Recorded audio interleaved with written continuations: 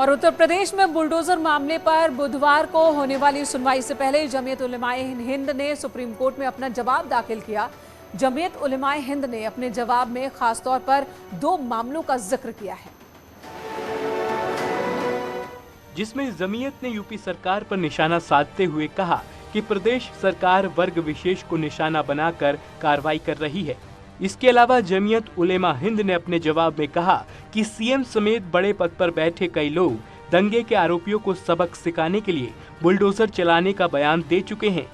इसके अलावा प्रयागराज में हुए बुलडोजर एक्शन पर कहा गया कि यूपी सरकार ने दावा किया था कि जावेद मोहम्मद के खिलाफ बुलडोजर एक्शन से पहले उनको नोटिस दिया गया था, जबकि मकान उनकी पत्नी के नाम था। वहीं सहारनपुर में एक मकान को बिना नोटिस इसलिए तोड़ा गया क्योंकि उसमें रह रहे किराएदार के नाबालिग बेटे पर दंगे का आरोप था। कुछ दिन पहले ही उत्तर प्रदेश में बुलडोजर एक्शन को लेकर यूपी सरकार ने सुप्रीम कोर्ट में दलील दी थी कि प्रदेश में बुलडोजर की कार्रवाई सिर्फ अतिक्रमण हटाने के लिए की जा रही है। बुलडोजर वहाँ क्यों पहुँचा जहाँ एक पर्टिकुलर बैकग्राउंड था, जहाँ एफआईआर हुई, जहाँ लोग अरेस्ट हुए?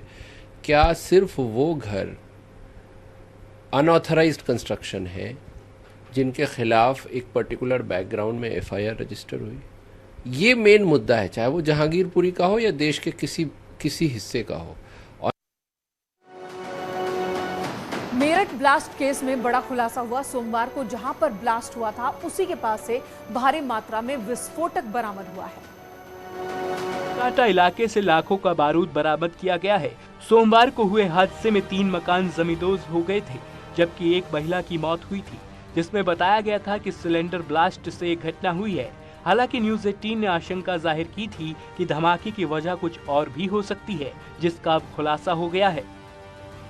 देखिए, जब ये सब घटनाएं हुई तो इससे पता चला कि यह व्यक्ति इस तरह के कार्यों में लिप्त रहता है और इसके और गहराई से जांच करने पर पता चला इसके और भाई भी संलिप्त हैं। तो उन भाइयों के जो भी ठिकाने हैं उन पे छापा मारा गया। तो एक पास में ही मुस्कान धर्म काटा है, जहाँ के पीछे वाले कमरे में इस तरह के करीब बारूद रखे हुए थे 25 से 30 बोरी, और उनको कस्टडी में लिया गया और डिफ्यूज कराया गया तुरंत पानी उस पर डाल के मजिस्ट्रेट साहब की उपस्थिति में। और साथ ही साथ इसको अभी फर्द बना करके इनके विरुद्ध भी मुकदमा पंजीकृत किया जा रहा है। ग्रेटर नोएडा में चल रहे चाइनीज क्लब और जासूसी के केस में एक के बाद एक कई खुलासे हो रहे हैं। इस बीच केस की जांच अब यूपी एसटीएफ को सौंप दी गई है। पुलिस ने इस मामले में मुख्य आरोपी डॉक्टर रवि कुमार उर्फ नटवरलाल को गिरफ्तार किया है।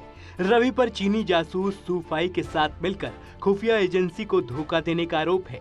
11 जून को भारत नेपाल बॉर्डर पर एसएसबी ने 2 चीनी घुसपैठियों को गिरफ्तार किया था।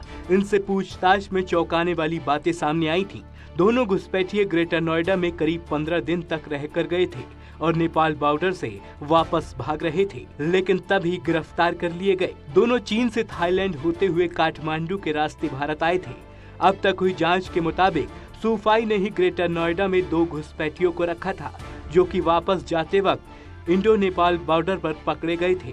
इस मामले में अब तक 6 आरोपी गिरफ्तार हो चुके हैं। आरोपी डॉक्टर रवि उर्फ नटवरलाल, पुष्पेंद्र, एलन और प्रदीप गिरफ्तार हुए हैं। वहीं सूफाई और 2 घुसपैठियों की गिरफ्तारी हुई है। 2 घुसपैठिए लू लैंग और यू हेलन को 11 जून को इंडो नेपाल बॉर्डर पर गिरफ्तार किया गया था। इस मामले में लापरवाही बरतने वाले दरोगा समेत 3 बीट पुलिसकर्मी लाइन हाजिर किए गए हैं। लखनऊ में एथलीट सपना कश्यप का पासपोर्ट 2 घंटे में तैयार कर पासपोर्ट विभाग ने राहत का काम किया है। अब सपना मालदीव में देश का नाम रोशन कर सकेंगे। सपना ने एक दिन पहले तत्काल पासपोर्ट के लिए अप्लाई किया था। इसके बाद क्षेत्रीय पासपोर्ट अधिकारी कनिष्क शर्मा ने सपना को लखनऊ बुलाया और 2 घंटे में पासपोर्ट सपना के हाथ में सौंप दिया। मालदीव में एक टूर्नामेंट है जिससे इंडिया से सिर्फ 2 लड़कियों का सिलेक्शन हुआ है। तो मतलब मेरा पासपोर्ट डैमेज हो गया था, तो इन्होंने मतलब हमारे जो सांसद जी हैं कानपुर में, उन्होंने यहाँ पे बात की। फिर पासपोर्ट अधिकारियों ने मतलब मेरा रीशेड्यूल ये करके तुरंत मेरी अपॉइंटमेंट की और तुरंत ही मेरा आज 2 घंटे में पासपोर्ट मिल गया। दरअसल हैंडबॉल की खिलाड़ी सपना मालदीव में 3 जुलाई से होने जा रहे हैंडबॉल अंतर्राष्ट्रीय टूर्नामेंट में हिस्सा लेने जा रही हैं। अपने देश से इस प्रतियोगिता के लिए सिर्फ 2 खिलाड़ियों का चयन किया गया है। इसी वजह से सपना का विशेष तरह से पासपोर्ट बनाने का काम किया गया। तो इनकी क्योंकि एक बहुत ही एक्सेप्शनल केस को हमने देखते हुए हमने इनको आज यहाँ बुलाया अपने ऑफिस में और 2 घंटे में हमने इनको पासपोर्ट जारी कर दिया। यहाँ रुकेंगे एक ब्रेक के लिए।